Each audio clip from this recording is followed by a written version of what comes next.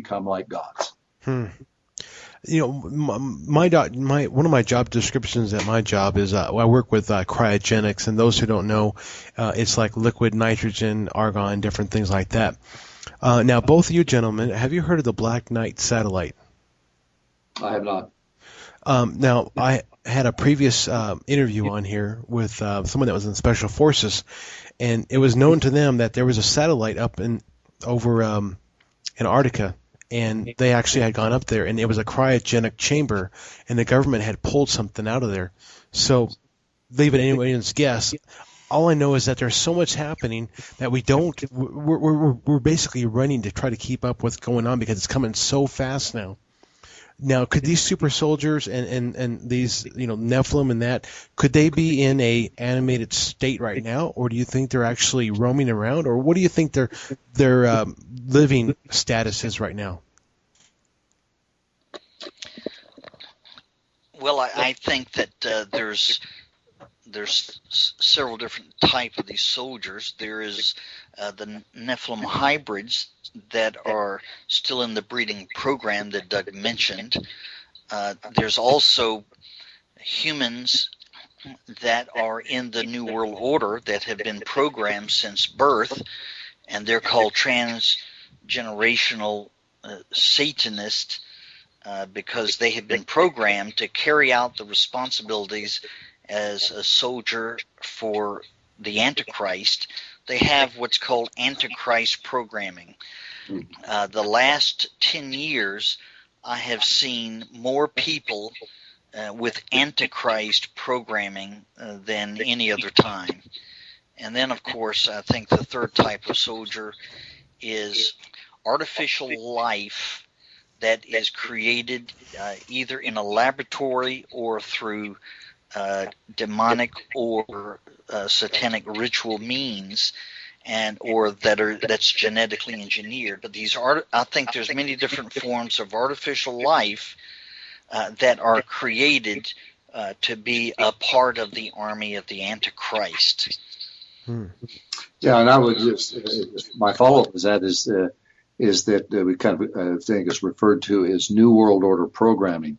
That would, of course, be the same as the Antichrist program. But just to give you an idea, and I think, Preston, you will really appreciate this.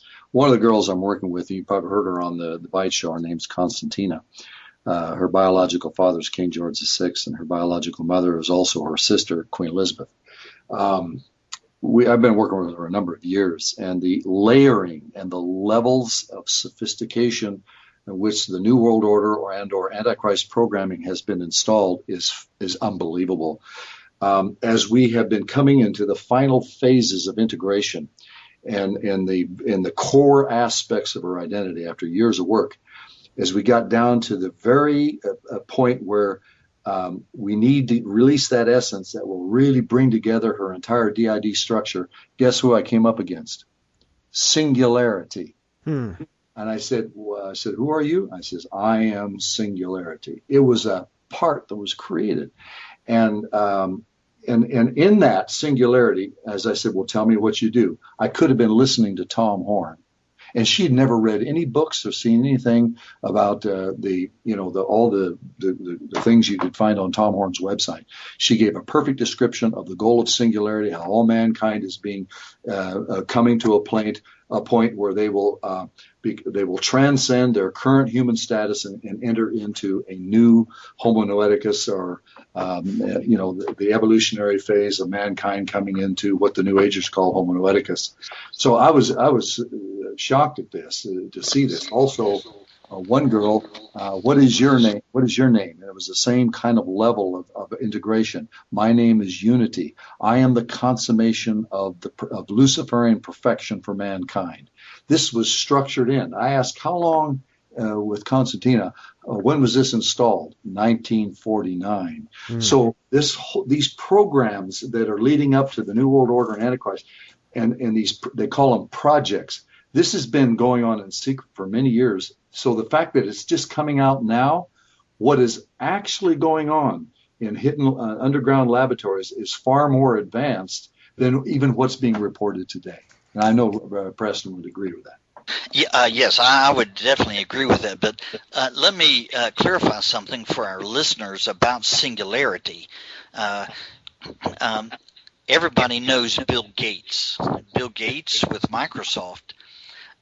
There is a man who wrote the book. It's called Singularity is Near by Ray Kurzweil. Yes. Now, here's what Bill Gates said about Ray Kurzweil. He said, Ray Kurzweil is the best person I know at predicting the future of artificial intelligence.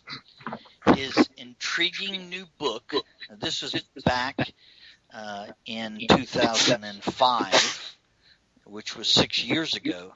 His intriguing new book envisions a future in which information technologies have advanced so far and fast that they enable humanity to transcend its biological limitations, transforming our lives in ways we can't yet imagine. Now, that was Bill Gates.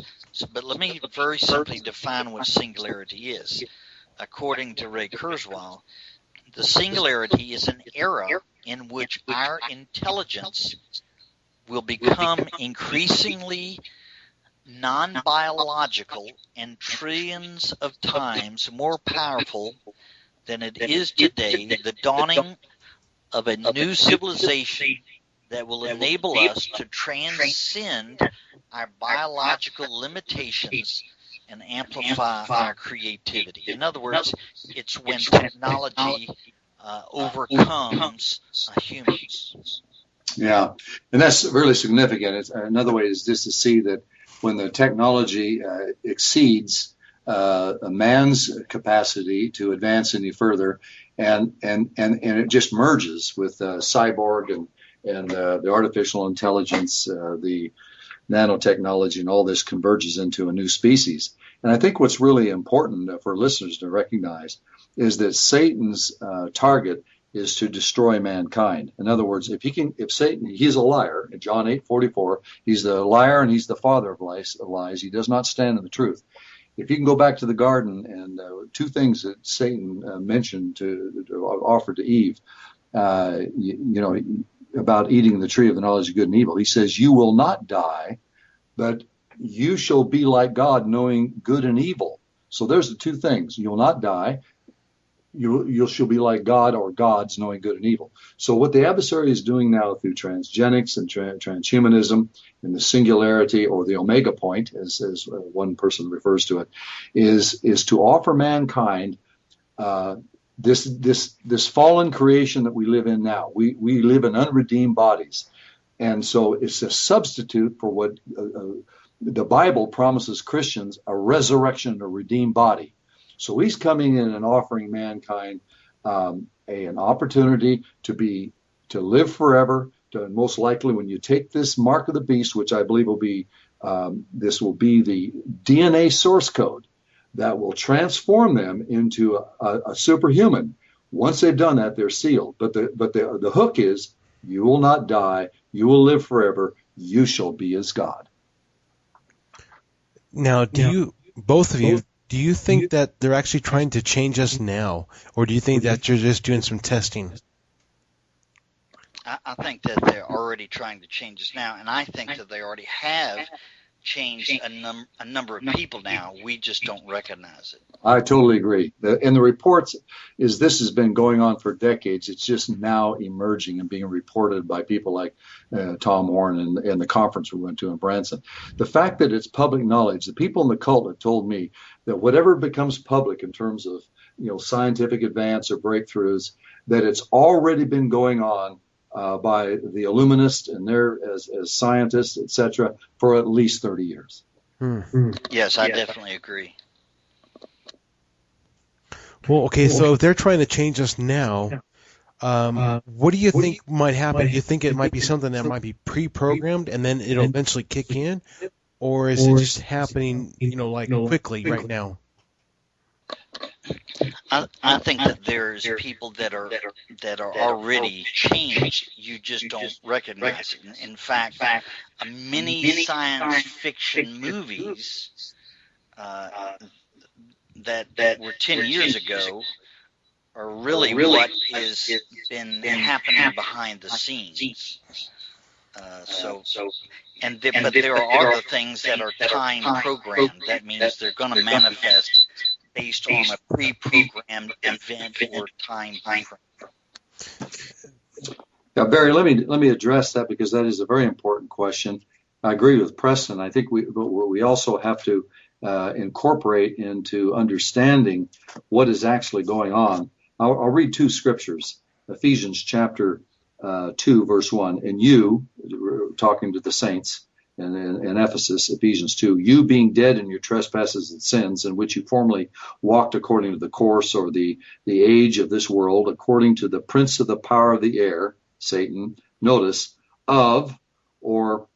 concerning the spirit that is now working, energeia, that is supernaturally operational in the sons of disobedience. Two things there. Spirit singular, now supernaturally operational in the plural, sons of disobedience. Now, those sons of disobedience, like Ray Kurzweil, these others, who are totally on board of taking charge of their evolution to advance to that phase where they can be immortal and be advanced, they don't understand necessarily that they're being actuated, that they're being influenced by this spirit, Satan, and all those spirits under him, of the power of the air. And that word air only occurs 3 times in the New Testament. Once here in the 1 Thessalonians 4 and Revelation 16, where we see Satan is operating in atmospheres. Mm-hmm. These atmospheres are around people and scientists and politicians and influence their thinking. Now, if we go to Ephesians chapter 6 and verse 12, Paul says, our struggle as Christians is not against flesh and blood, human beings, but against the rulers, that's plural, against the powers, against the world forces, the cosmocrators of this darkness, against the spiritual forces of wickedness in the heavenly places. So we have the spirit that is now operating in the sons of disobedience. In this passage, spiritual forces. It's important that people get that. Spiritual forces. In other words, you can't see them, but they are powerful, and they shape not only individuals thinking, but whole governments and nations thinking. And we as a nation and as a world are rushing headlong to embrace the next coming savior of mankind. It's important to recognize that the term Antichrist, it comes from the preposition anti in the Greek, antichristos. Anti does not necessarily mean against. It means the one who comes as a substitute for the real Christ. To our audience out there, we're having a little problem with Skype, so I don't know what's causing the echo and different thing like that. We'll just believe that it'll clear up. Now, gentlemen, there was a show that I heard about a year ago. It's actually the show is called True News, and I'll send the show to you. I think you'll like it. But this guy that was not a Christian, he was actually Jewish background, actually had a vision of George W. Bush in his Oval Office, and he had men standing around him talking to him, and every once in a while these men would turn into like reptiles. He could actually see like a reptile talking to him. Have you heard of stuff like that where people could see things like that?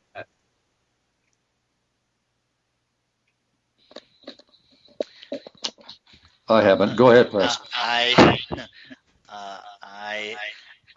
I've counted people that have seen a reptilian type creatures, but not specifically related to a human that has morphed.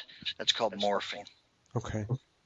I know there's a commercial right now going on Geico where the guy's up there doing some dish work, and he looks down and there's an alien sitting next to his camper, and he gets kind of freaks him out basically, and they look at him and they all turn human. I just wonder if they're preparing us for these things that are coming down. Well, I would just respond that the Disclosure Project, you can Google that the Disclosure Project. This is all a part of this singularity, this human enhancement movement that is going on globally now, with billions of dollars being spent on the military to create, the advanced super soldiers and that kind of thing.